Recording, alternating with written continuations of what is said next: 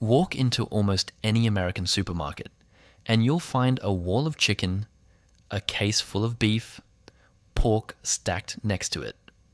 What you almost never find is rabbit. And that's genuinely odd because if you judge a meat purely by the numbers, rabbit might be the single most efficient animal a human can raise. Here's what those numbers actually look like.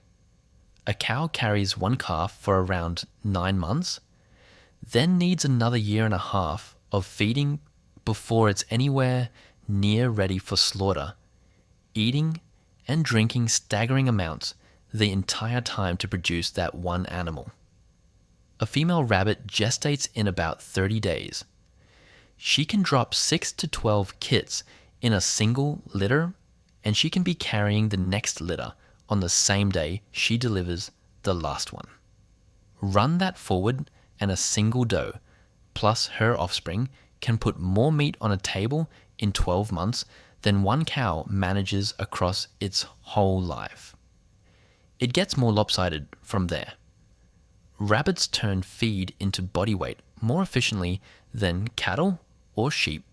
They drink a fraction of the water, and they don't need pasture. A hutch in a backyard is enough.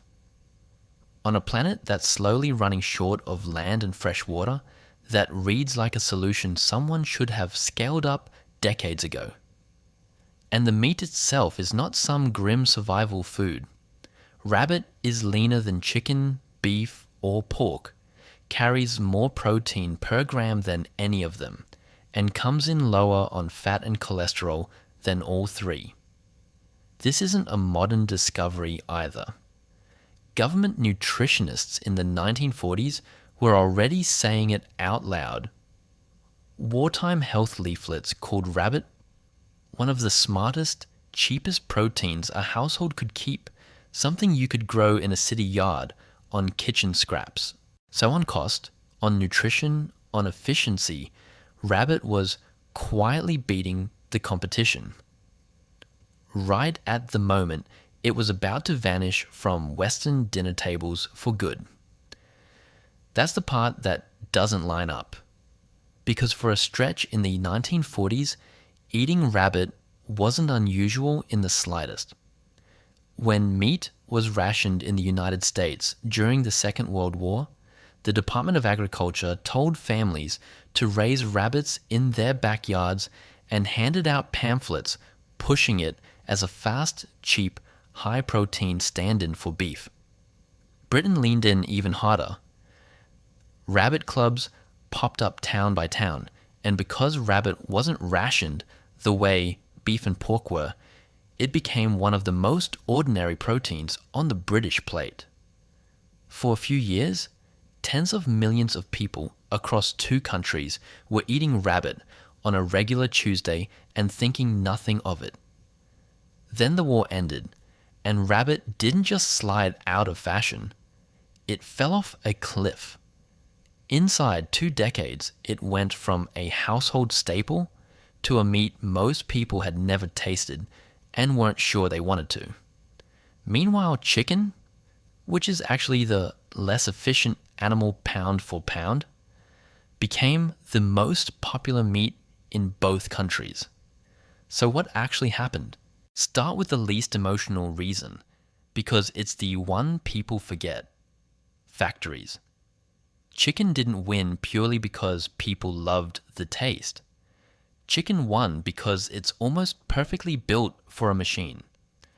The birds grow fast, they're small and uniform, and processing them on an assembly line is mechanically simple and cheap. Rabbits are the opposite kind of problem. Their carcasses are an awkward shape. Their bones are thin and get shattered by equipment designed for other animals, and butchering them at industrial speed has always needed far more hands and far more time. So even with that incredible feed-to-meat ratio, the economics of scale never clicked in America or Britain the way they did for chicken.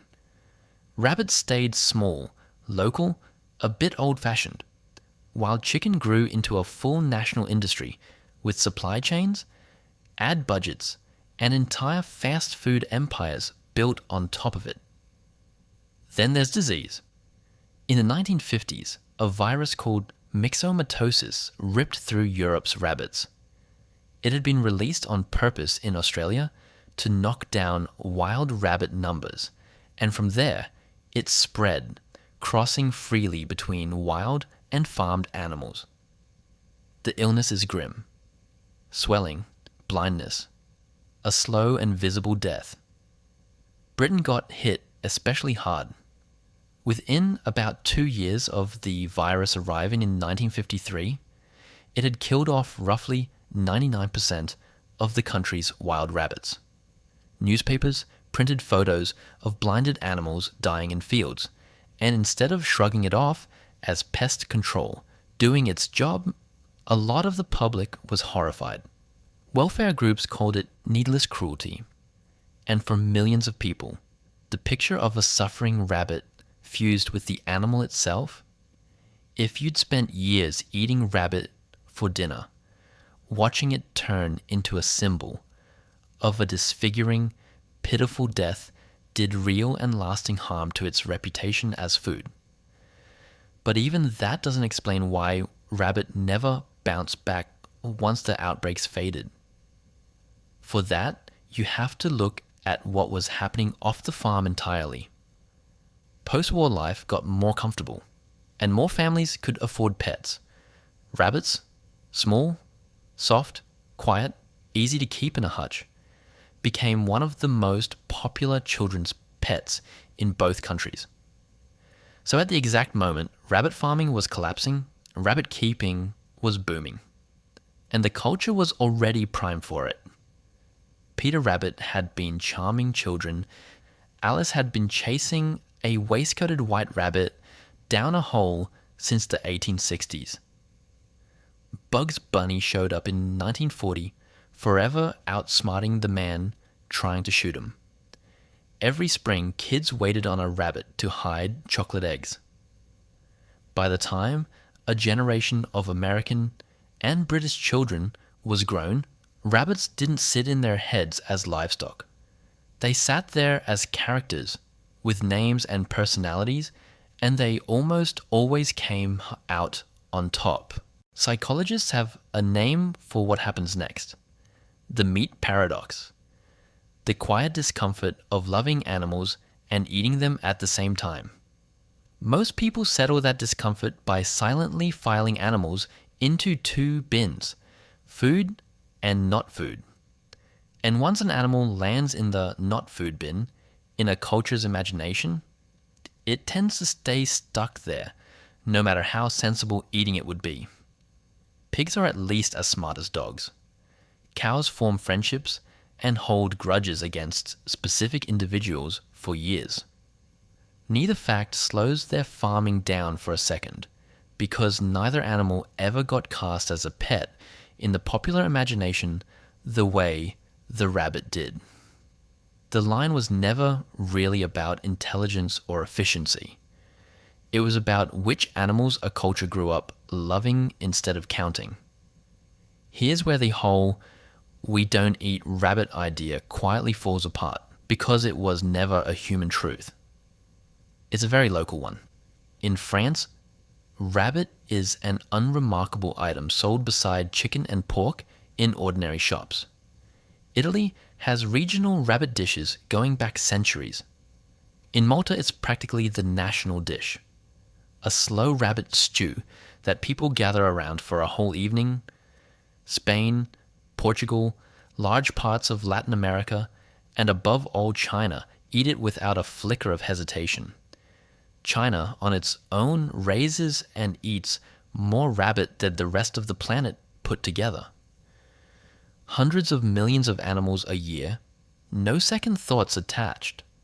So the real mystery was never, why don't humans eat the most efficient meat available?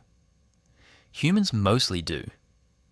The actual question is much narrower and much stranger. Why did two specific countries spend the 20th century building an emotional wall around one particular animal?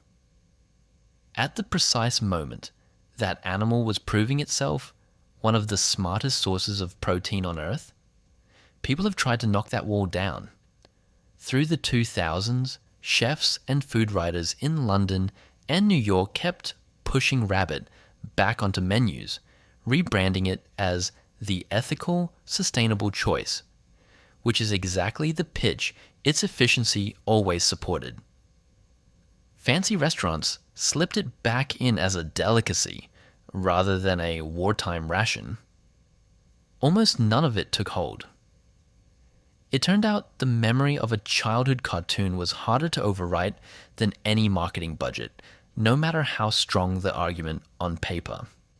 And once you see that clearly, rabbit stops being a story about efficient food and becomes a case study in how arbitrary our food rules actually are. There's no law of biology that makes a cow dinner and a rabbit a companion. There's no nutritional reason chicken belongs on a plate and rabbit belongs on a couch.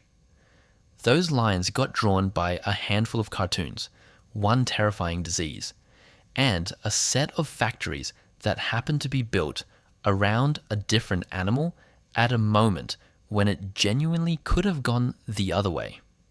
Now, with farmland shrinking, water getting scarcer, and demand for protein climbing every year, some researchers have started asking whether it's time to redraw that line one more time.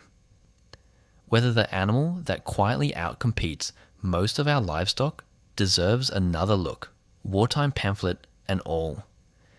Because for a few years in the 1940s, none of this felt strange. Families across 2 countries raised rabbits in the yard, fed them scraps, and ate them for dinner without a second thought. And it worked. The efficiency was never the problem. What changed was never the animal.